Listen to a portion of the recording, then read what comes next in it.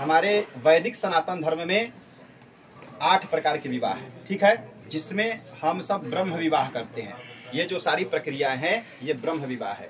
और आजकल जो लोग भाग करके शादी कर ले रहे हैं, इधर उधर कर रहे हैं शादी, या अपने मर्जी से कर ले रहे हैं कोर्ट मैरिज, उसको राक्षसी विवाह कहा जाता है।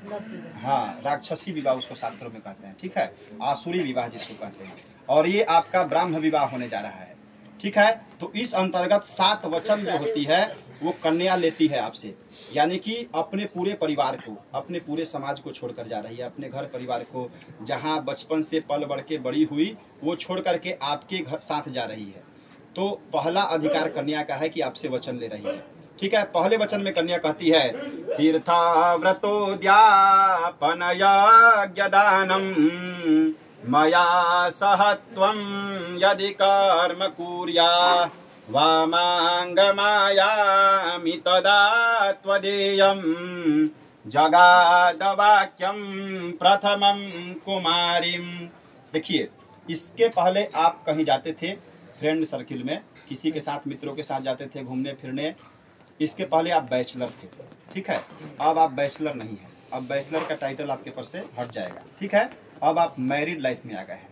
तो सबसे पहले कन्या कहती है कि आज के बाद आप कहीं भी घूमने जाएं, किसी तीर्थ स्थल पर जाएं, कहीं घूमने फिरने जाएं, तो मुझे भी अपने साथ ले चले।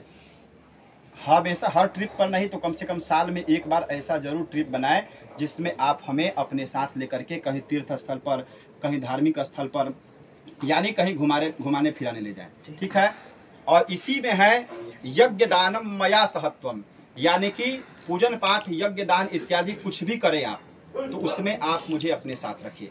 जीवन का मतलब ये नहीं है कि केवल कमाए धमाए खाए पिए और हो गया।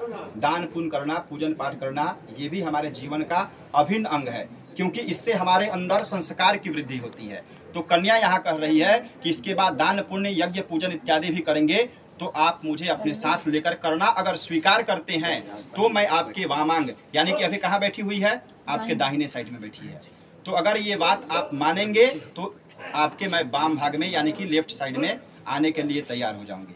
बोलिए, पहला वाक्य मंजूर है?